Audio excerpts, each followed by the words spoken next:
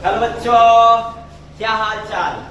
और आज आपके बीच आपका भाई लेकर के आया है क्लास 12 का हिंदी, और जिसमें आप लोगों के बीच प्रस्तुत किया जाएगा क्लास 12 हिंदी का फर्स्ट लेसन, जिसका नाम है बातचीत। और इस बातचीत पाठ का जो सारांश है, वो सारांश आपका भाई आपको काफी अच्छे तरीके से, मजेदार तरीके से और मस्त तरीके से बताएगा। तो आप लोगों को इस सारांश को जरूर देखना है। और चूंकि हम लोग को पता है कि ये एग्जाम पेपर में एक सारांश कम से कम 5 नंबर के आते हैं। एक सारांश जो होता है वो कम से कम 5 नंबर का आता है, 5 नंबर का। तो इस सारांश को काफी अच्छे तरीके से समझेंगे ताकि वो 5 नंबर आपका हो जाए। तो आइए स्टार्ट करते हैं इस पाठ को।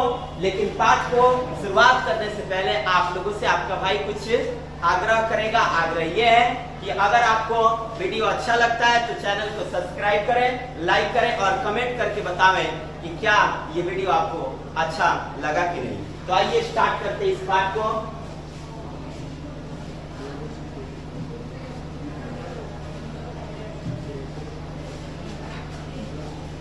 तो शुरू किया जाता है। आपका चैप्टर है बातचीत।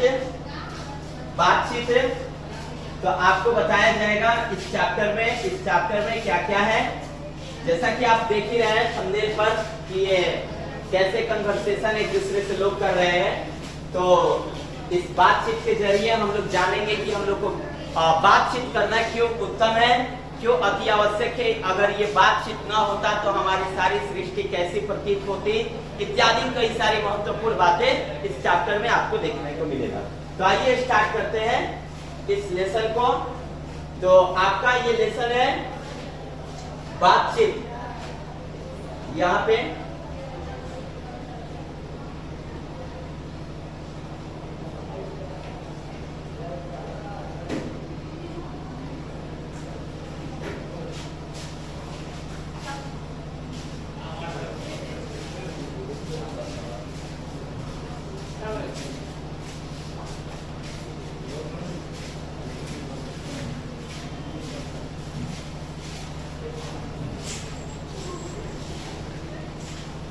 थोड़ी सी गड़बड़ी हो गई थी। चलिए तो स्टार्ट करते हैं इस चैप्टर को। बातचीत है। सबसे पहले चैप्टर का नाम है बातचीत, और इस चैप्टर को हम समझेंगे, काफी अच्छे ढंग से जानेंगे। तो पहले तो हम इस पाठ के कवि के बारे में सबसे पहले जान लें, उसके बाद आगे की बातें जानेंगे।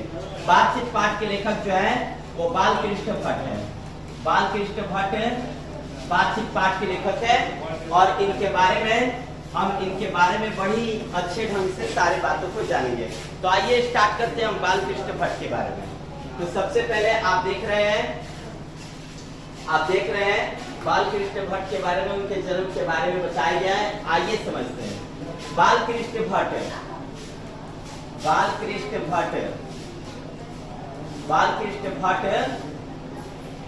जो है बातचीत पाठ के लेखक हैं। बालकृष्ण भट्ट बातचीत पाठ के लेखक हैं, और इनका जन्म 23 जून 1844 को हुआ था। बालकृष्ण भट्ट का जो जन्म हुआ था वो 23 जून 1844 को हुआ था, और इनका निधन 20 जुलाई 1914 को हुआ था। बालकृष्ण भट्ट का जो जन्म हुआ था वो 23 जून 1844 को, और निधन 20 जुलाई 1914 को हुआ था। आपसे आपके पेपर में ऑब्जेक्टिव क्वेश्चन में आपसे पूछ लिया जाता है कि बालकृष्ण भट्ट का जन्म कब हुआ था। तो आप जन्म और निधन को याद रखते हैं तो आपसे वो पेपर बन जाएगा। और जन्म इनका 23 जून 1844 को, और निधन 20 जुलाई 1914 को। याद करने का ट्रिक है, यहाँ पे ये जून है और यहाँ पे ये जुलाई है। जून है और यहाँ पे जुलाई है, और यहाँ पे 30 है और यहाँ पे 20 है। 3 दिन का अंतर, माह का अंतर 1 है। जून के बाद जुलाई आता है, जून के बाद जुलाई आता है। माह में 1 का अंतर, और दिन में 3 का अंतर। तो ऐसे आप लोग ट्रिक से करके याद कर सकते हो। 20 जून 1844 और 20 जुलाई 1914, 20 जून 1844 जन्म और 20 जुलाई 1914 को निधन। आइए आगे उनके बारे में बहुत सारी बातों को जानेंगे। उनका निवास मतलब वो कहाँ रहते थे। इलाहाबाद उत्तर प्रदेश, आधुनिक काल के भारतेंदु युग के प्रमुख साहित्यकार। अच्छा, मतलब इनका जन्म हुआ था इलाहाबाद में, और आज इलाहाबाद कहाँ है? उत्तर प्रदेश में। इलाहाबाद जो है वो उत्तर प्रदेश में है। कहने का मतलब है कि बालकृष्ण भट्ट का जो जन्म हुआ था वो इलाहाबाद के जो उत्तर प्रदेश राज्य है उसमें एक इलाहाबाद शहर है, उस शहर में बालकृष्ण भट्ट का जन्म हुआ था। और ये जन्म इनका 23 जून 1844 को और निधन 20 जुलाई 1914 को हुआ था। और एक बात कहा जा रहा है, ये आधुनिक काल के भारतेंदु युग के प्रमुख साहित्यकार थे। तो मैं बता रहा था कि ये जो बालकृष्ण भट्ट है, बालकृष्ण भट्ट ये आधुनिक काल के भारतेंदु युग के प्रमुख साहित्यकार थे। कहने का मतलब है कि बालकृष्ण भट्ट जो है आधुनिक युग के जो भारतेंदु युग है उस युग के ये प्रमुख साहित्यकार थे। आपसे ये प्रश्नों को कई बार एग्जाम पेपर में पूछ भी लिया गया है और ये मोस्ट इंपॉर्टेंट टॉपिक है। टॉपिक ये है, ध्यान से देखना है कि बालकृष्ण भट्ट का जो निवास स्थान है वो इलाहाबाद है, और इलाहाबाद में वो किस राज्य में? उत्तर प्रदेश के राज्य में। काल कौन सा है? आधुनिक काल है। युग कौन सा है? भारतेंदु युग है। तो आपसे पूछा जाएगा कि जो बालकृष्ण भट्ट है इनका जन्म कहाँ हुआ था? तो बालकृष्ण भट्ट का जन्म उत्तर प्रदेश राज्य के इलाहाबाद शहर में। बालकृष्ण भट्ट किस काल के साहित्यकार हैं? तो बालकृष्ण भट्ट आधुनिक काल के प्रमुख साहित्यकार हैं। और बालकृष्ण भट्ट किस युग के प्रमुख साहित्यकार हैं? अगर काल में पूछेगा तो आधुनिक काल, अगर युग में पूछता है तो भारतेंदु युग। मैं फिर से आप लोगों को बता दूं कि बालकृष्ण भट्ट, अगर इससे रिलेटेड ऑब्जेक्टिव आता है कि बालकृष्ण भट्ट किस काल के कवि थे, तो आप बताओ आधुनिक काल, और युग पूछा जाए तो आप बताओ भारतेंदु युग। डन है। आगे हम चलते हैं। इनके रचनाएं, इनके प्रमुख रचनाएं कौन कौन सी थी आप लोगों को देखने को मिलेगा। इनकी प्रमुख रचनाएं ध्यान देना है। इनकी प्रमुख रचनाएं में पहले आपको बताया जाएगा उपन्यास। उपन्यास आप लोगों को पहले बताया जाएगा। उपन्यास बालकृष्ण भट्ट के जो उपन्यास है, बालकृष्ण भट्ट के उपन्यास, उस उपन्यास को आप लोगों को बताया जाएगा। पहले रहस्य कथा, ये एक उपन्यास है। नूतन ब्रह्मचारी एक उपन्यास है। 100 अजान एक सुजान, ये भी उपन्यास है। ये कई बार एग्जाम में पूछा जा चुका है। नूतन ब्रह्मचारी भी कई बार एग्जाम में पूछा जा चुका है। तो रहस्य कथा एक उपन्यास है, नूतन ब्रह्मचारी एक उपन्यास है, 100 अजान एक सुजान ये भी उपन्यास है, और गुप्त वैरी ये भी उपन्यास है। साथ ही साथ रसातल यात्रा ये भी उपन्यास है। उचित दक्षिणा ये भी उपन्यास है। हमारी घड़ी ये भी उपन्यास है। सद्भाव का अभाव ये भी कई बार एग्जाम में पूछा जा चुका है। सद्भाव का अभाव, तो ये सारे उपन्यास थे। मैं फिर से इन उपन्यासों को नाम लेता हूँ, ध्यान से समझना है, क्योंकि एग्जाम पेपर में न कई बार अब देखा जा चुका है कि ज्यादातर न किसी भी कवि का लेख ही लिखा हुआ आ रहा है, मतलब रचना कौन कौन से किए हैं वही एग्जाम पेपर में आ रहा है। तो आइए उसको फिर से हम एक बार रिपीट करते हैं। उपन्यास में रहस्य कथा उपन्यास है, नूतन ब्रह्मचारी उपन्यास है, 100 अजान एक सुजान उपन्यास है, गुप्त वैरी उपन्यास है, रसातल यात्रा उपन्यास है, उचित दक्षिणा उपन्यास है, हमारी घड़ी उपन्यास है, सद्भाव का अभाव उपन्यास है। और इतना होने के बाद अब आप देखेंगे उनके क्या नाम है, बालकृष्ण भट्ट के नाटक में, बालकृष्ण भट्ट का नाटक, बालकृष्ण भट्ट का नाटक, उनके नाटक पद्मावती और किरात अर्जुनिया और रेडी संहार, शिशुपाल वध, नल दमयंती, शिक्षादान, चंद्रसेन, सीता वनवास, पतित पंचम, मेघनाथ वध, कट्टर सुन की एक नकल, वह नहला, इंग्लैंडेश्वरी और भारत जननी, इंग्लैंडेश्वरी और भारत जननी, भारतवर्ष और कली, दो दुर्देशी, एक रोगी और एक वैद्य, रेल का विकट खेल, ये एग्जाम में कई बार आ चुका है। रेल का विकट खेल और बाल विवाह, यहाँ तक इनके ये नाटक है। नाटक में बालकृष्ण भट्ट यानी कि बालकृष्ण भट्ट उपन्यास भी लिखते थे, बालकृष्ण भट्ट नाटक भी लिखते थे और बालकृष्ण भट्ट प्रहसन भी लिखते थे। तो आइए हम फिर से एक बार जानते हैं इनके उपन्यास, इनके नाटक को। उपन्यास में मैंने बताया रहस्य कथा, नूतन ब्रह्मचारी, 100 जान 100 जान, गुप्त वैरी, रसातल यात्रा, उचित दक्षिणा, हमारी घड़ी, सद्भाव का भाव, यहाँ तक ये इनके उपन्यास है। और आगे इनके नाटक देखने को मिलेगा। पद्मावती, ये कई बार एग्जाम में पूछा जा चुका है। पद्मावती ये पद्मावती नाटक है, पद्मावती नाटक है।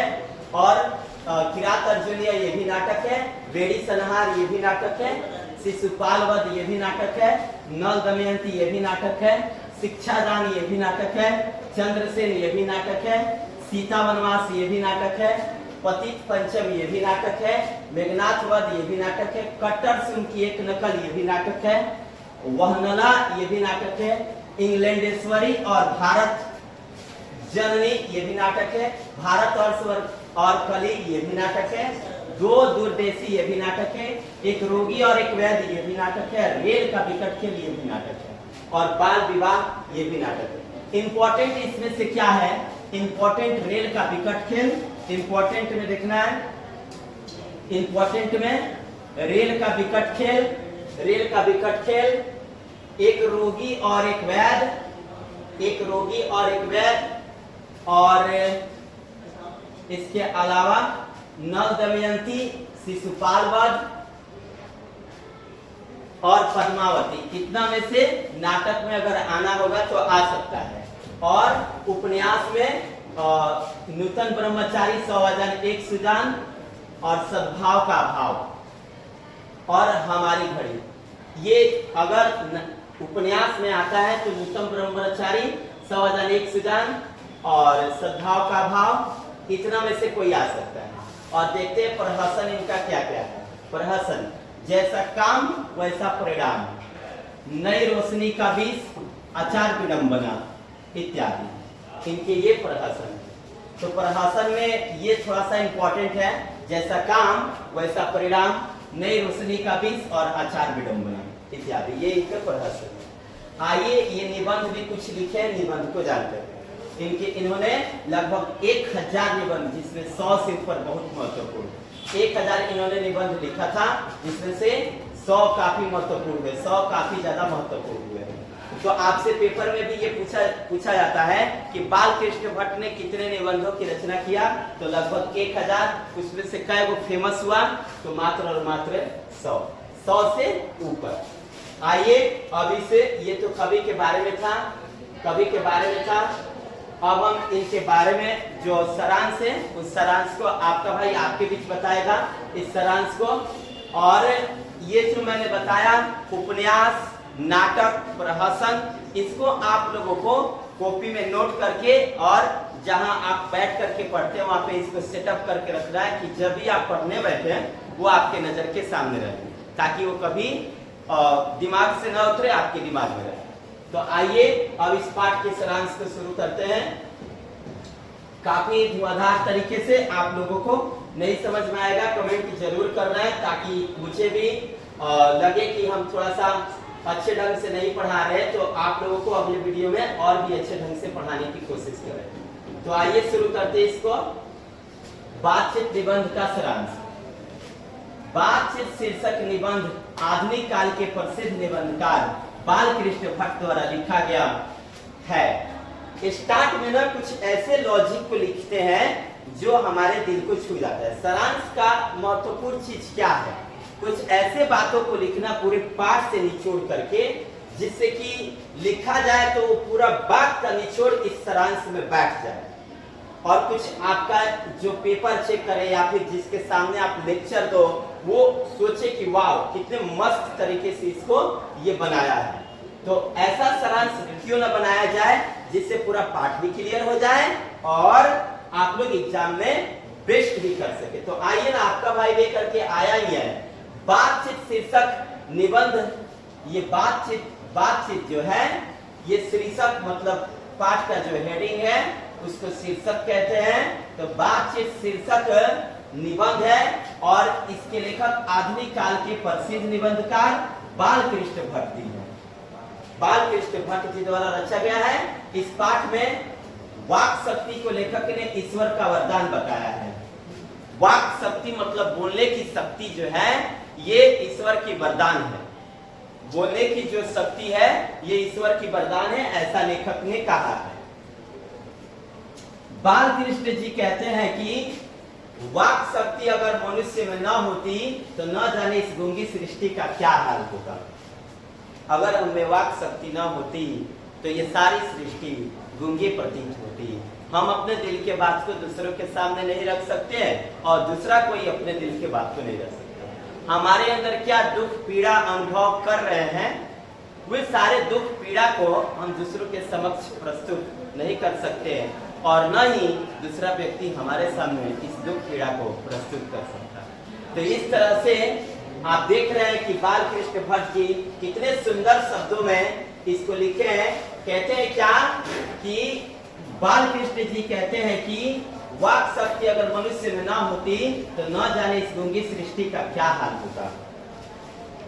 वे कहते हैं कि बातचीत में वक्ता को स्पीच की तरह नाज नखरा जाहिर करने का मौका नहीं दिया जाता। बातचीत में, स्पीच में और बातचीत में बड़ी अंतर है। स्पीच में व्यक्ति जो होता है अपना नाज नखरा प्रस्तुत करता है, बोलने का स्टाइल, उसके जो शारीरिक संरचना होगी बिल्कुल सहेज सहेज करके आपके बीच प्रस्तुत होगी। लेकिन बातचीत कैसा हो जाता है, बातचीत किसी भी प्रकार का हो जाता है।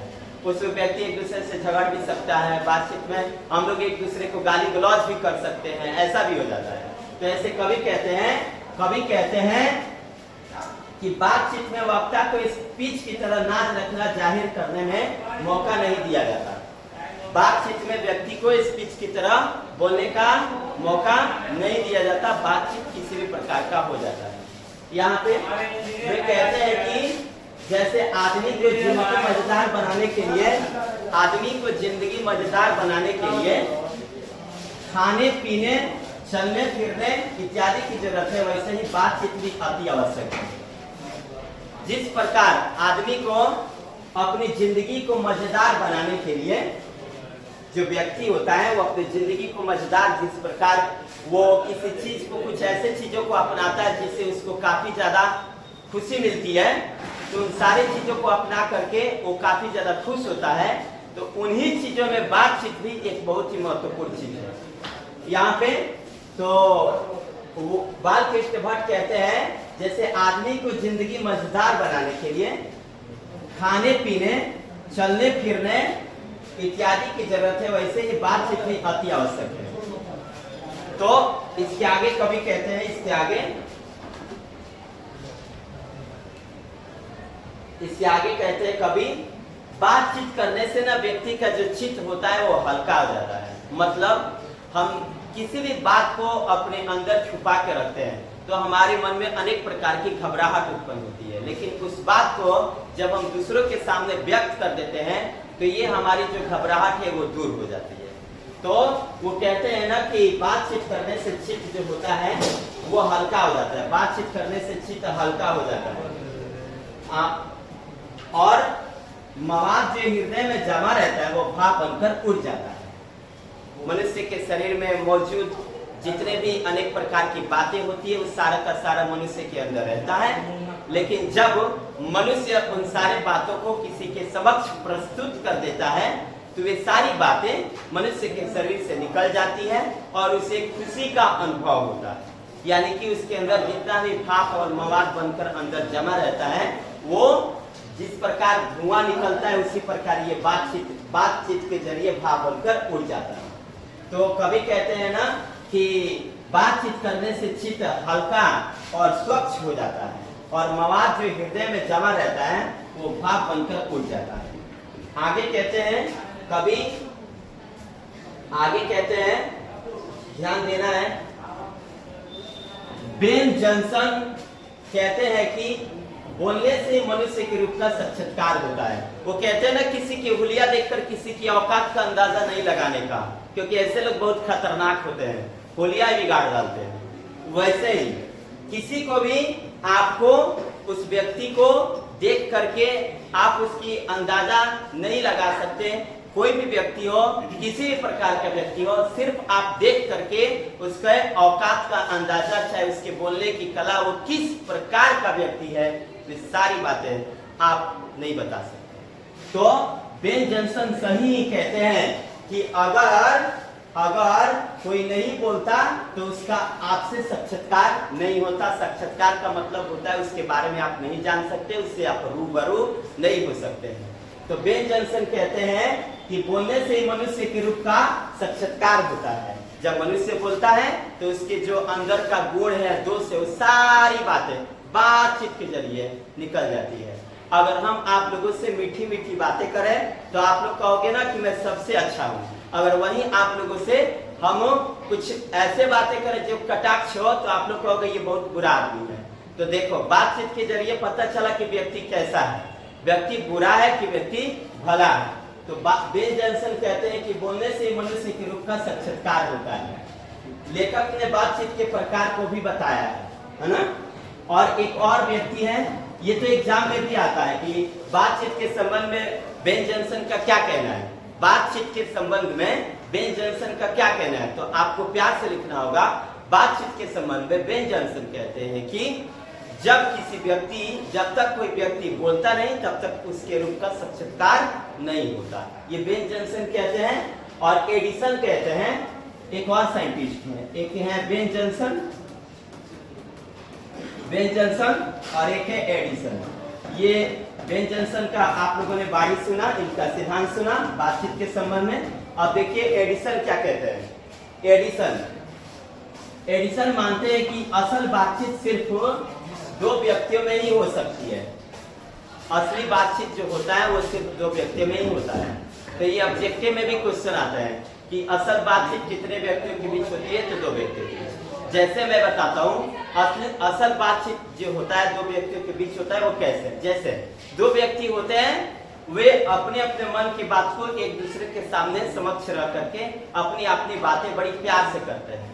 और ये सारी बातें एकदम दिल रमने वाली बातें होती है, काफी गहरी बातें होती है। दो व्यक्तियों के बीच में जो बात होती है काफी महत्वपूर्ण बात होती है। और उस बात में ना प्रेम होता है, काफी ज्यादा एक दूसरे से लगाव रहता है। यहाँ पे तो असल बातचीत सिर्फ दो व्यक्तियों के बीच ही हो सकती है। अर्थात जब दो लोग होते हैं तभी अपने दिल को एक दूसरे के सामने खोल पाते हैं। बातचीत जो होता है, असल बातचीत सिर्फ दो व्यक्तियों के बीच ही होता है। और जब दो लोग एक दूसरे के सामने होते हैं तो ही अपने मन की बात को एक दूसरे के सामने खोल पाते हैं, है ना। इसका मतलब है कि दो व्यक्ति रहेंगे तो ही बात जो होगी एक दूसरे से शेयर होगा। अगर दो से अधिक में तो बात शेयर नहीं हो पाएगा, क्योंकि ऐसा कहा भी गया है कि चार यहाँ पे कान, मतलब दो व्यक्तियों के बीच जो बात होती है वो वहां पे कितने कानों की मौजूदगी होती है? 4 कानों की। लेकिन ये कान जब 6 हो जाए ना तो ये बवंडर मच जाता है ना। तो दो व्यक्तियों की बातचीत ही मस्त बात है। उनमें जो बात होती है अपने आप को एक दूसरे के प्रति बिल्कुल समर्पण वाली बात होती है। लेकिन 6 कान वाली बात जो होती है, जहाँ पे 3 व्यक्ति हो, वो बात बिल्कुल और बिल्कुल उसमें बातचीत का कोई रंग ही नहीं होता, वो बातचीत का एक प्रकार ही नहीं रह जाता। आगे लेखक के अनुसार 3 लोगों के बीच बातचीत अंगूठी में जुड़ी नग जैसी होती है। बोले अभी कि 3 व्यक्तियों के बीच जो बात होती है वो बातचीत नहीं होती। यहाँ पे 4 लोगों के बीच की बातचीत केवल फॉर्मेलिटी होती है। ये एग्जाम पेपर में भी आता है कि 4 लोगों के बीच जो बातचीत हुई होती है उस बात को क्या कहते हैं? तो फॉर्मेलिटी की बात कहते हैं उसको। उस बात को क्या कहते हैं? फॉर्मेलिटी की बात। 4 व्यक्तियों के बीच हुई बात को क्या कहते हैं? फॉर्मेलिटी की बात, बेतुकी बात। उसमें वो बातचीत ही नहीं रहता, हंसी मजाक वाली वो बातचीत होती है, फॉर्मेलिटी सिर्फ होता है। आगे लेखक कहते हैं कि यूरोप के लोगों में बातचीत का हुनर है। यूरोप के लोग हैं ना, वो बातचीत बड़ी प्रेम से करते हैं। काफी अच्छे ढंग से करते हैं, उनके पास बोलने की कला है। वो कहते हैं ना कि यूरोप के लोगों में बातचीत का हुनर है, जिसे आर्ट ऑफ कन्वर्सेशन कहते हैं। आर्ट ऑफ कन्वर्सेशन क्या है? आर्ट ऑफ कन्वर्सेशन क्या है? आर्ट ऑफ कन्वर्सेशन बोलने की एक कला है जो यूरोप के लोगों में प्रचलित है। आर्ट ऑफ कन्वर्सेशन यूरोप के लोगों में प्रचलित है, जो बोलने की एक कला है। इनके प्रसंग को सुन के कान को अत्यंत सुख मिलता है, जिसे सुहृदय गोष्ठी कहते हैं, है ना। सुहृदय गोष्ठी किसे कहते हैं? आर्ट ऑफ कन्वर्सेशन को। सुहृदय गोष्ठी किसे कहते हैं? आर्ट ऑफ कन्वर्सेशन को, जिसको सुन करके आपको काफी आनंद आए, काफी अच्छा अनुभव हो, वही सुहृदय गोष्ठी है ना। तो ये आर्ट ऑफ कन्वर्सेशन, इसे सुहृदय गोष्ठी भी कहते हैं। सुहृदय गोष्ठी किसे कहते हैं? आर्ट ऑफ कन्वर्सेशन को।